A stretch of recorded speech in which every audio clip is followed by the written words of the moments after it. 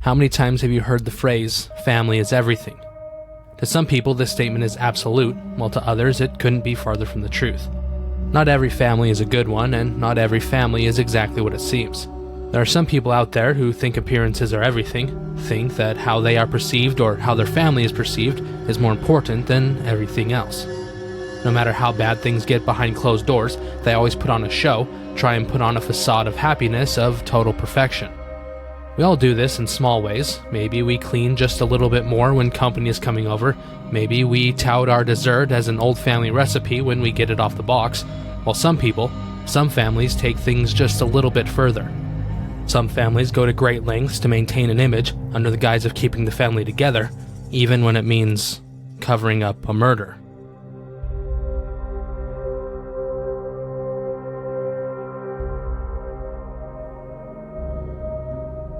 Robert Zarinsky was born on September 2, 1940, in Linden, New Jersey, and almost from the get-go, he was a handful. As he grew, the only thing he seemed to excel at was rebelling, and he committed more than his fair share of petty crimes while barely passing school, and even once threatened to blow up the home of a girl whose parents had forbidden her from seeing him. He dressed and acted like a tough guy, wore tight white shirts, black jeans, and pointed boots, like a prototypical bad boy from the movie Grease. And like a movie villain, Robert only picked on kids smaller than him and always shied away from anyone who ever fought back. There were more than a few people, including law enforcement, who thought that he was crazy, but it was usually just chalked up to puberty and boys being boys. At 18, Robert graduated from Linden High School and immediately started working for his father, who owned a produce business that delivered to restaurants and grocery stores in Middlesex and Monmouth counties. 3 years after graduating, Robert was caught after toppling around 1,500 headstones in Rosedale Memorial Park in Linden, as well as setting multiple fires there. At the time of his arrest, he identified himself as Lieutenant Schaefer, leader of the American Republican Army, a recognized Nazi group, though officers already knew who he was, and Robert was charged with vandalizing the cemetery, the Jewish cemetery. While in custody, Robert also declared to the Linden police chief his intentions to blow up a railroad junction in the heart of downtown Elizabeth, New Jersey. And speaking of bomb threats, it turned out Lieutenant Schaefer, aka Robert Zarinsky, had penned numerous letters in which he threatened to blow up a local hospital, letters that had been sent to numerous different radio stations at the time. Robert was then committed to the Trenton State Mental Hospital for evaluation for what he was doing. He was diagnosed as a paranoid schizophrenic, diagnosed as having delusions and hallucinations, and one doctor even noted he should not be allowed to leave because he was too dangerous. Robert was finally released from the hospital after staying there for an entire year, a year full of mandatory shock treatments. After his release, the trial for his vandalism finally came around, and Robert pleaded insanity. At the trial, it was revealed that his latest stint in a mental hospital wasn't actually his first trip, as he had been in and out of them since he was 14 years old. But after his latest trip and the shock therapy, his father testified in court that Robert had changed like day and night. He was now more calm, more communicative, and was doing much, much better. Zerinsky's own psychiatrist, Morton Stern of Newark, also testified that Robert was insane at the time of the crime, but he was now in a total state of remission. Robert was eventually found guilty of the vandalism, and on June 20th, 1963, he was sentenced to 5 years of probation. He actually behaved, or at least was not caught doing anything else during the entirety of his probation, and maybe the system had worked for him. Then again, maybe it hadn't. Turns out, in 1961, Robert had actually been accused of kidnapping and sexually assaulting 14-year-old Sharon Kennedy after offering her and her 2 friends rides home from the city pool. Sharon had seen Robert around, seen him at the pool more than a few times, and he was the same age as her older brother. Robert dropped off Sharon's first friend outside of her home, then the other, and Sharon moved up to the front seat. They were almost to her block, but instead of turning onto her street, Robert turned the wrong way, heading towards the city of Rathway. When asked where they were going, all Robert said was they were going for a ride. Then he stopped talking. Sharon tried to get away, but soon found that the door latch was missing. She tried again to escape anyways, but each time Robert grabbed her and kept her from climbing out of the car. Robert was getting more and more agitated as they drove and began cursing, angry at Sharon for not cooperating. Eventually, he found a secluded area and, pulling over, he punched Sharon in the chest, knocking all of the air out of her. He took her shirt off, then her bra, and used it to bind her hands behind her back. He then proceeded to bite her, biting her breasts, neck, and toes. He also continued to punch her as well, causing her head to swim. Then, strangely, Robert reached into his glove box and, removing a jar of Vaseline, he rubbed it all over the windshield before turning back to Sharon. Feeling like she was about to die, she once again fought back, biting Robert's arm. He beat her again, ordered her to beg for mercy, but Sharon refused. She kicked as hard as she could, striking the door over and over, and miraculously it flew open and she was able to scramble out of the car. She ran. Robert caught up to her and tackled her to the ground, where he once again demanded her to beg for her own life. She said nothing. He commanded her to scream. She spit in his face. She fully expected him to hit her again for what she had done, but he didn't.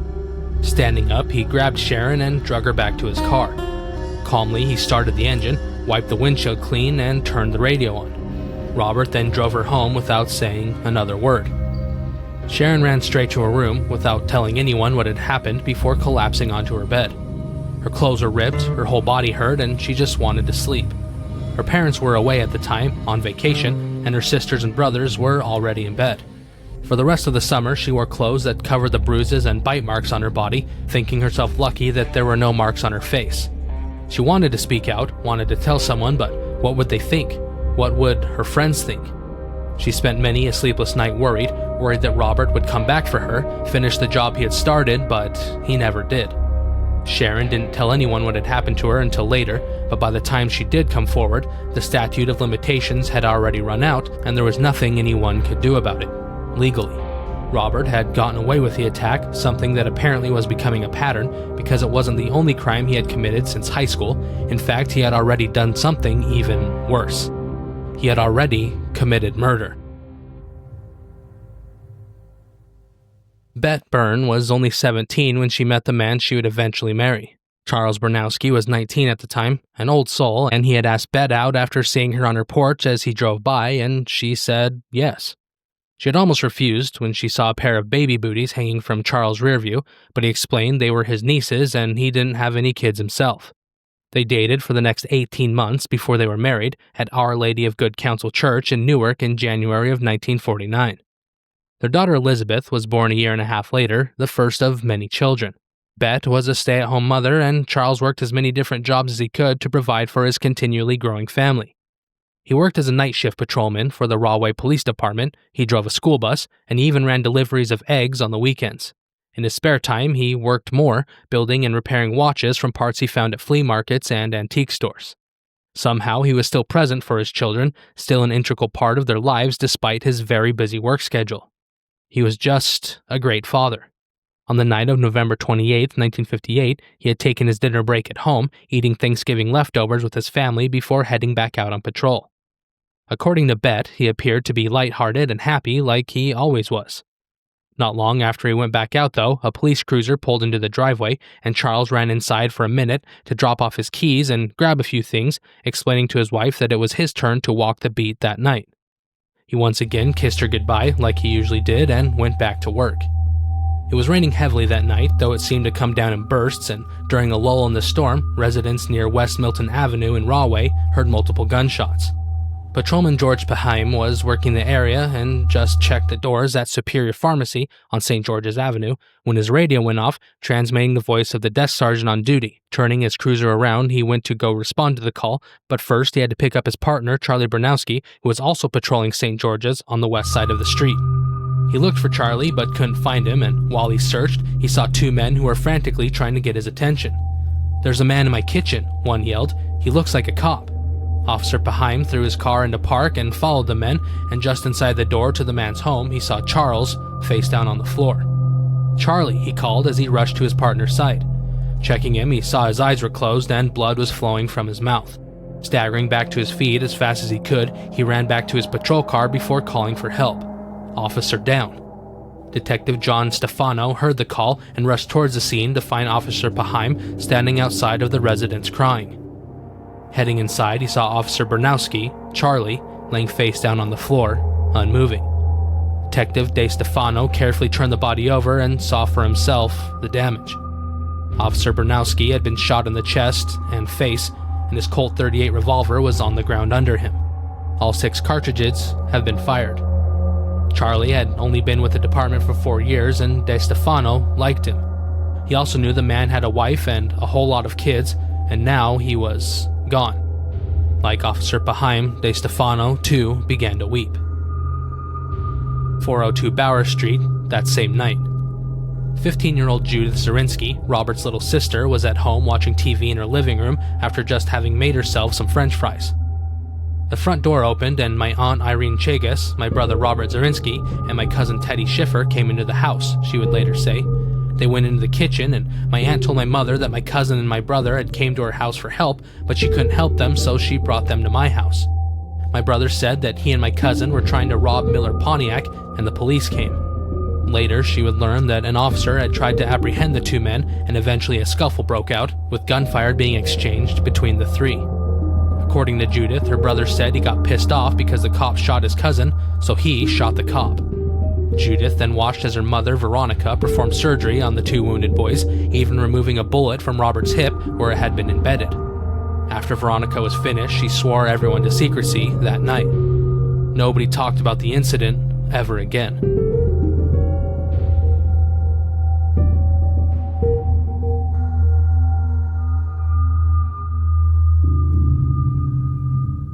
"17-year-old Florence Lynn McDermott thought her meeting of then 24-year-old Robert Zarinsky was an act of God. Her family life had been subpar by anyone's standards, and by the time she was 13, she had already lost both of her parents. Lynn and her 5 siblings were then left to raise themselves, while their oldest sister worked 2 jobs just to put food on the table. Robert was a way out. He had a steady job, his family owned their own business, and he often took her out to nice restaurants and even to Broadway plays. She liked his family too. Robert's mother Veronica was stylish and pretty, the perfect housewife, and her husband Julius was kind, a man who doted on his family. Lynn fell in love with Robert and his family as well, finding the warm, loving environment, something she had been missing for years. For the first time in a long time, she thought that she might have a normal life. Not even a year after first meeting Robert, Lynn learned that she was pregnant, giving birth to her child on July 26, 1966, 1 month after Lynn graduated from high school. Robert had told her not to tell his family about the child at first, and he kept it a secret himself until after the birth, but when he finally opened up and told his mother, Veronica told him he had to bring Lynn and the baby home. He did.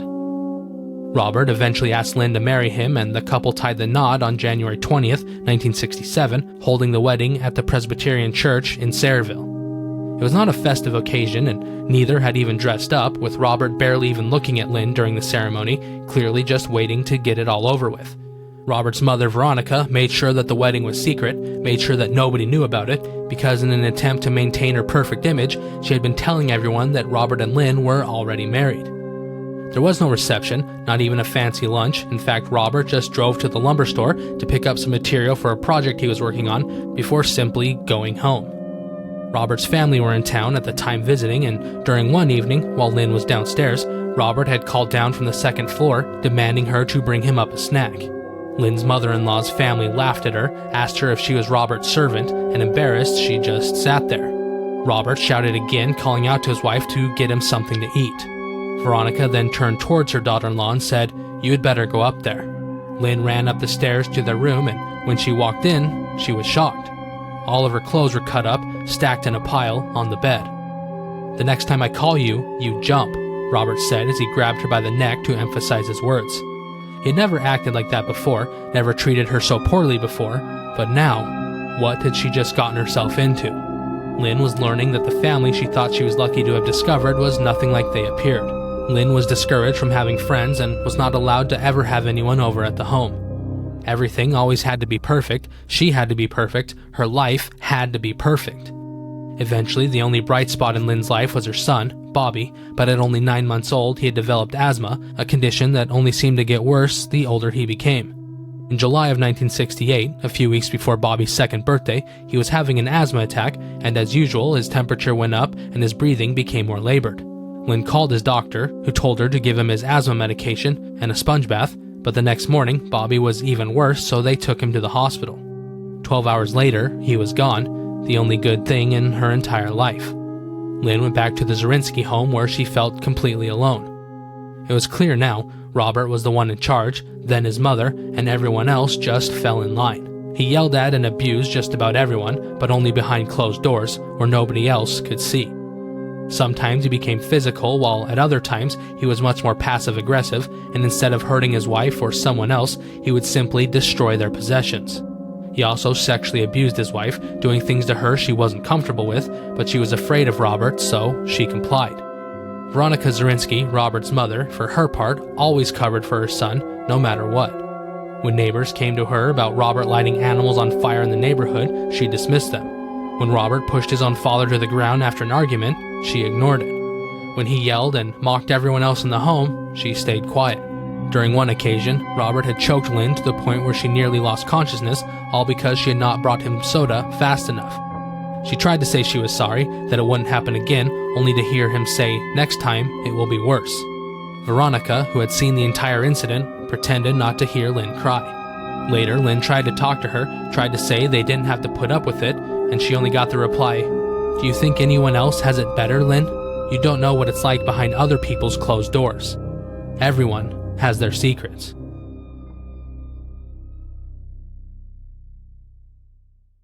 "13-year-old Jane Durrua had a similar background to Lynn Zerinsky, having lost both of her parents before she was even old enough to drive. Her father had passed away suddenly when she was only 8, and her mother died of cancer 5 years later. She was also raised by an older sister who moved in with her in an apartment in East Harlem. In February of 1968, Dolores Ramirez and her husband Louis packed up her 2 younger sisters as well as their own 2 children, and the family moved to New Jersey near the Bayshore area. Jane was split up from her younger sister Joan then, with Jane staying with Dolores and Joan going to live with another of their older sisters and her husband in nearby Kingsburg, though they still spent as much time as they could with each other. Jane had always been a tomboy, loved to play sports and be outside, and that didn't change into her early teens. She was kind, giving, and protective, and at one point she had punched a doctor in the eye after he made her sister Joan cry from giving her a shot. Monday, November 4th, 1986, Joan Durrua woke up with a stomachache, and because of that, she didn't go to school with her sister. After school, they had been planning on going to a football game, Kingsburg versus Point Pleasant, but it looked like Joan would be missing that as well. After school, Jane had stopped by to see Joan at her sister's house and also ran an errand for her before leaving for the game. Jane left the game early to go and visit Joan again, using a shortcut she had used many times before, a path that led through some abandoned railroad tracks. She stayed at the home until dark, and her older sister Loretta said she could call a cab to take her home, but Jane didn't want to wait around, saying she had a lot of homework she had to do, and it would be faster if she just ran back home. Grabbing her school books and sewing basket, she said goodbye before heading back out on her shortcut. An hour later, Dolores called Loretta asking if she had seen Jane. Loretta felt a pang of fear immediately because Jane should have already made it home a while ago. At most, it was only a 15-minute walk. They began searching for their little sister immediately. Dolores bundled up her 2 toddlers into a stroller, and starting at one end of the walk, she made her way towards Loretta's home, while Loretta began to walk towards her place. They called out Jane's name as they walked, and when they met each other in the middle, neither of them had seen Jane along the way. As soon as their husbands got home from work, they also joined in on the search. The police were called, but they wouldn't do anything until after 48 hours had passed, so the family was on their own. Jane's brothers-in-law walked the tracks well past midnight, and after taking a few hours to sleep, they were back out as soon as the sun was up. That's when Loretta's husband found Jane in some high grass about 30 feet off of her shortcut. Jane had been beaten severely, and her face was swollen and bruised. Patrolman Thomas Dalton was the first to respond, finding the girl's body in an area 150 yards east of Kingsburg High School on the south side of New Jersey's Central Railroad tracks. She was lying on her back, her head facing north, and she was on a slight incline. Her clothes had been pushed up, both her shirt and skirt, exposing her. A pile of school books were found nearby, next to her shoes and various school supplies. The crime scene was processed, and only a few days later, Jane was buried next to her mother and grandfather at Maple Grove Cemetery in Kew Gardens, Queens. Ronald Connors, Jane's brother-in-law, the one who had actually found her, was considered a suspect, as well as her other brother-in-law, Louis Ramirez, and both were questioned hours before passing polygraphs. They were eventually cleared as suspects, though the neighborhood kids couldn't have been more cold to the families. Groups of kids would often run by the house yelling, "He's killing me! He's killing me!" before running away. Others prank called the home claiming to be the killers, only to hang up. As time passed, the evidence was all just boxed up and put away, sitting in a locker where it began to collect dust for decades. August 25th, 1969. Atlantic Highlands, New Jersey. 17-year-old Rosemary Calandriello was described as a bookworm, and her thick glasses and pageboy haircut only emphasized that. She was a very shy girl, yet smart, excelling in school, and she also participated in Girl Scouts. The youngest of 4 children, Rosemary was also the only one still living at home. Her parents were considered strict, but it had worked because their kids were all well behaved and stayed out of trouble, and that went doubly so for Rosemary. At around 6 p.m. that evening, Rosemary took $2 from the counter, telling her mom she was going out to get some more milk because the jug in the fridge was empty. She also asked if maybe she should grab some ice pops while she was there, something her mother agreed to. She told Rosemary to be quick about it, reminding her that her dad wasn't feeling well, so he'd be worried about her if she took too long. Rosemary assured her mom she'd be quick, reminding her that if she took too long, the ice pops she wanted would melt. Rosemary walked to the store in her bare feet as it was only 2 blocks away. It should have only taken 5 minutes, 10 minutes at the max, but 20 minutes later, Rosemary still hadn't returned back home. Agnes, Rosemary's mother, went out to look for her daughter, but she was nowhere to be found. Sergeant Sam Guzzi responded to a call about a missing girl named Rosemary, and he listened as her frantic mother explained the entire situation. Rosemary was a rule follower, never talked back, never rebelled, and it wasn't like her to just walk away without telling her parents where she was going. Her father was in poor health, and her mother had a mild case of agoraphobia, so Rosemary did most of the shopping, ran most of the errands, and she was responsible. She should have been home. Sergeant Guzzi believed the woman, believed that something was wrong, and he told Agnes to wait by the phone while he tried to find her daughter. Maybe Rosemary would call, and if she did, he wanted her to be there. Sergeant Guzzi called the county dispatcher and told them about the missing teen, and he got them to send out an all-points bulletin as soon as possible. A few minutes later, it went out. Missing girl. Last seen Center Avenue in Atlantic Highlands around 6 p.m. 17 years old. 5 feet 7, 120 pounds. Dark hair, dark eyes, glasses. Wearing yellow shorts and sleeveless shirt. Barefoot. Atlantic Highlands was safe. So safe, in fact, that the Atlantic Highlands Police Department only consisted of a single room in an old grocery store, and they had a single holding cell. Sergeant Guzzi would be the only officer assigned to the case, one of the 14 total employees in the department who all shared a single desk, including the police chief. Most of the time they worked petty crimes, things like stolen bikes and bad checks, so this one was different. After canvassing the area by himself, soon he had a lead, as 4 high school boys had told him they had seen Rosemary in a car with a stranger the night she went missing. Michael Hazeltine was one of the boys, and he lived right next door to the Calandriello's family, so he knew exactly who Rosemary was and what she looked like. He and 3 of his friends had been driving around that evening when they saw Rosemary in a beat-up white Ford Galaxy convertible. He didn't recognize the driver. It stood out to him because of the 9 years he'd known Rosemary, he'd never known her to have a boyfriend, and what was more, she was just so timid, even refusing to ride in the car with him unless his sister was there too. Michael had actually followed the car for a while because he had nothing else to do, and it looked like the stranger had been talking to Rosemary, constantly turning towards her as they drove, but he couldn't tell if Rosemary was actually talking back. He followed the car for 3 blocks before the convertible turned left and Michael turned right, driving towards one of his friends' homes. Sergeant Guzzi took the notes, got a description from Michael and his friends, a description he would give to a composite sketch artist as well as to the local newspapers. Barbara Hardy picked up one of those papers and almost instantly became sick. After composing herself, she called police. 2 days before Rosemary's disappearance, Barbara's 12-year-old daughter, Lydia, had been walking with a friend when a stranger had pulled up in a white Ford convertible and offered the girls a ride. They turned him down, and the man had driven off, only to return later and ask them again. Once again, they refused the offer. He called them bad little girls for not accepting, though he was laughing when he had driven off. Lydia immediately told her mother about what had happened. Lydia's description of the man was the same as the one given by the teen boys earlier, and the description of the car was the same as well. After talking to the girl's mother about what she had seen, Sergeant Guzzi asked if there was anything else that she remembered. Turns out her daughter had actually memorized the license plate of the car. CTI 109. The car was then traced back to a Julius Zerinsky of 402 Bower Street in Linden, New Jersey.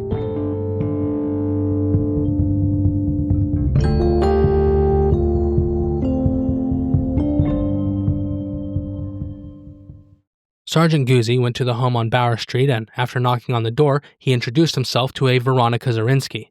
The officer explained who he was and why he was there, that a car registered to address had been seen in the area where a girl had gone missing.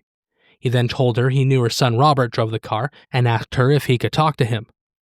Veronica said he was out. Sergeant Guzzi persisted, saying he already had an arrest warrant for her son and even read it to her. On the 25th day of August 1969, he read, before continuing, in the borough of Atlantic Highlands, Robert Zarinsky did contribute to the delinquency of a minor, one Rosemary Calandriello. He took her out of town without the consent of her parents and failed to return her to her home. Veronica told the officer that that was impossible, told him Robert had been home with her that night, and his wife Lynn. In fact, he could even ask Lynn about it himself. Veronica could call her and have her home in just a short while. It was 10 o'clock when the white Ford convertible pulled up to the house, and Sergeant Guzzi watched as the man he rightly assumed was Robert got out of the car. A woman also got out of the car, a small woman who looked terrified. "Is that your car?" Guzzi called out. "Yes," said the man. "You're under arrest for contributing to the delinquency of a minor in the Rosemary Calandriello missing persons case." After reading Robert his rights, Sergeant Guzzi next asked Robert if he had been in Atlantic Highlands on the night Rosemary went missing. Robert stated he didn't even know where that was. By then, the entire Zerinsky clan was outside, watching what was happening from the porch.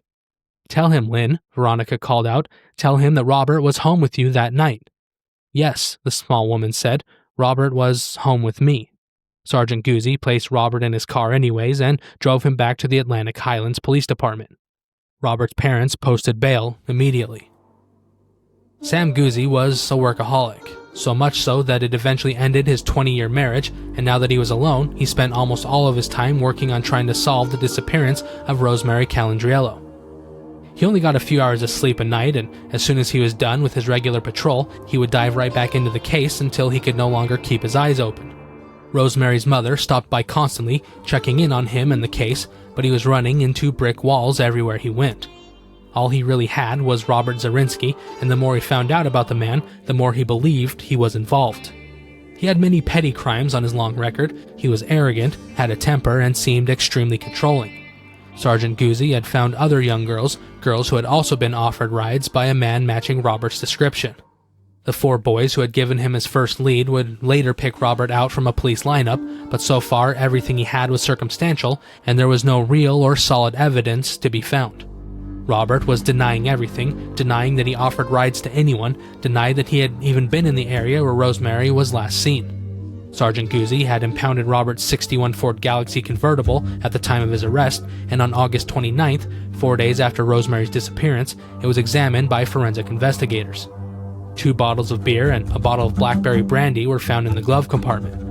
Hair clips were taken from under the front passenger seat, a pair of blue bikini panties, size 5, were found on the left rear floor, and there were blood spots on the bumper, though they were too small to analyze. They did note that the latch on the inside of the passenger door was removed, as well as the window crank, meaning whoever sat there could only be let out from the outside of the car. A ball-peen hammer was recovered from the trunk, and on the flat surface there was a fiber that might have been a human hair. The fiber was recovered and preserved before being sent off to a lab, along with a hair from Rosemary for comparison. A few days later, a call came from the state lab, and while they confirmed that the fiber was a hair, it did not match to the hair sample from Rosemary. Still, with no real evidence, Sergeant Guzzi could only continue his search, and he did so by calling around to other police departments, asking about any cases involving a white Ford convertible, just hoping to find a little more. October 17th, 1969. 2 months after the investigation began, Sergeant Guzzi was still no closer to solving the case than he had been when he called Detective Steve Danch from Woodbridge. He gave Detective Danch his usual spiel about the case he was working on, about Rosemary's disappearance, but instead of getting the usual response, he got something else. 5 months before Rosemary had gone missing, 17-year-old Linda Balabanow had left her job at Sobin's drugstore in Roselle at 5:30 p.m. Linda would then usually walk to the same bus station before catching a bus home, but on March 26, 1969, she had just vanished. Only a month later, her body had been found in the Raritan River in Woodbridge Township, dressed in the same blue dress she had been wearing the day she disappeared. It was readily apparent she had died a horrible death. Her skull had been cracked and her jaw was broken. She had a deep cut running from the crown of her head to the bottom of her left ear, and it was ruled that she had died from blunt force trauma. On top of that, a piece of electrical wire had been wrapped around her neck, and she had an 8-foot chain wrapped around her torso. Detective Danch also relayed that later he went back to where the body had been found, and while there, he had actually seen fresh drag marks in the dirt between the dock and the nearby road, as if something had been pulled through the area recently. When asked when he had seen the drag marks, the detective stated it was August 26th, the day after Rosemary Calandriello had disappeared. If Robert had been the one to kill Linda Balabanow, and if he had dumped her body by the river, maybe he had done the same to Rosemary as well. As soon as Sergeant Guzzi hung up the phone, he made another call to Sergeant George Justin, the captain of the state police dive team. The following week, a team of divers searched the Raritan River for 2 days. They were unsuccessful, but not for lack of trying. The water was almost completely black, making it nearly impossible to see anything at all. Sergeant Guzzi's search continued.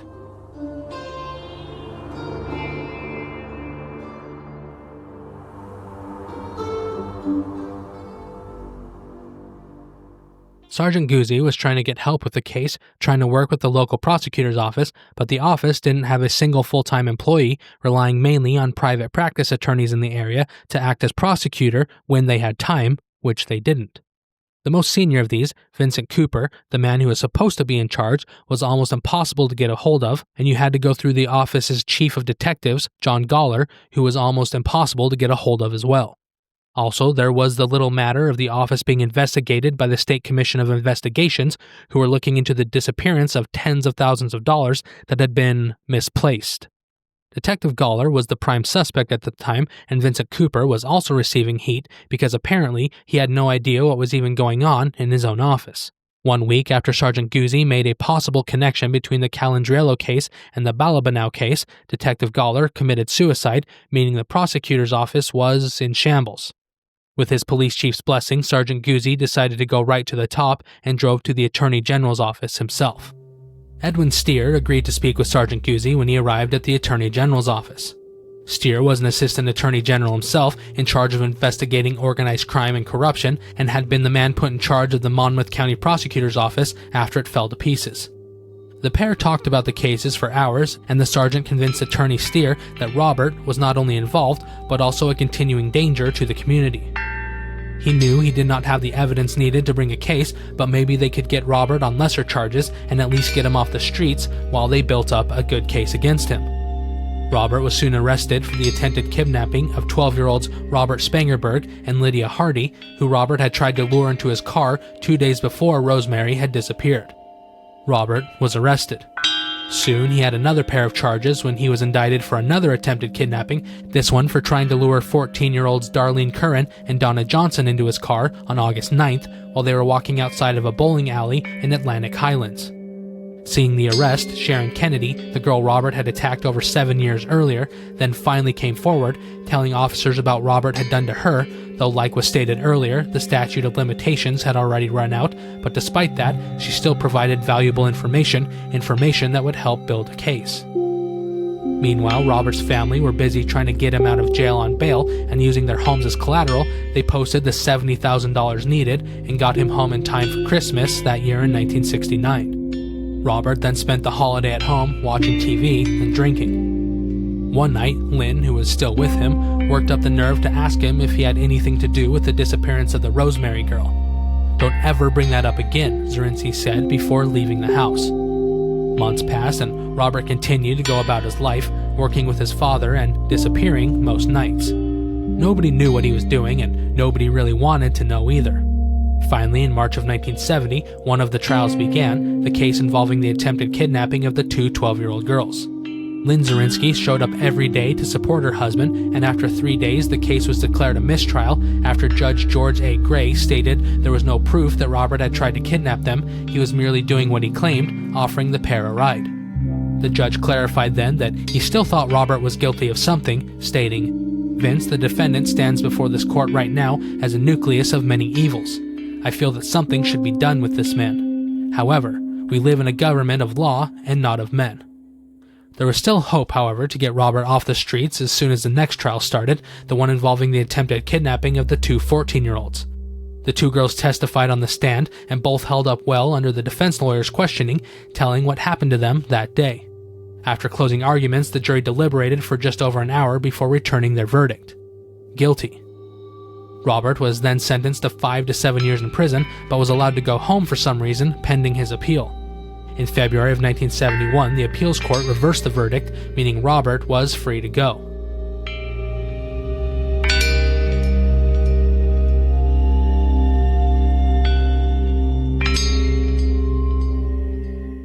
Rosemary Calandriello's mother was not the only one who had lost her daughter. Peggy Balabanow had also lost her daughter, though at least she was no longer missing, having been found deceased on the side of a riverbank. As the investigation continued, Sergeant Guzzi wanted to compare Lisa Balabanow's hair to the one found on the hammer in Robert's trunk, so he asked if they might have a sample at their home. Going to the home, he found that her room was still intact, still untouched, almost 3 years after she had first gone missing.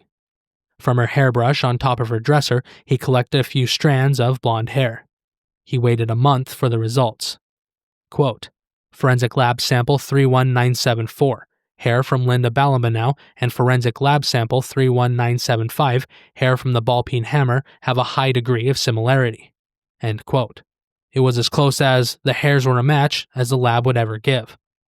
C. Judd Hamlin, a former public defender, was the prosecutor who was in charge of the Lisa Balabanow case. He looked over the report about the hair, but he wanted more. Nobody had ever been convicted off of a single hair, and he wasn't going to be the first one to try it. He wanted additional forensic evidence, witnesses, something. Years would pass with nothing new and no movement on the case.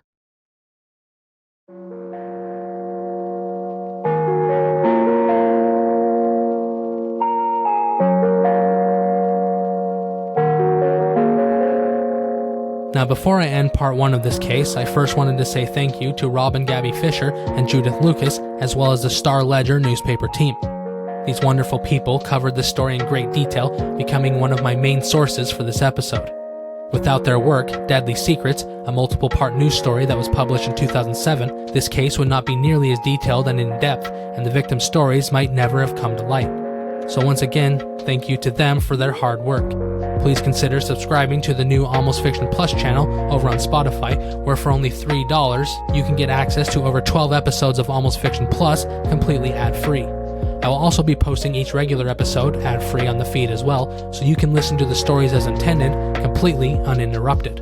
New episodes of Almost Fiction Plus will be coming out at least every other week, with the goal to do even more as the numbers continue to grow. Many hours go into each episode, so every little bit helps to keep the lights on and the episodes flowing. And if you can't support right now, it's really just important to rate and review the show so that it shows up higher on any search features. Also, please tell your friends and coworkers, as that's some of the most important work you can do for any content creator. Thank you all so much for listening. Stay safe, stay curious, and remember, sometimes the truth is stranger than fiction.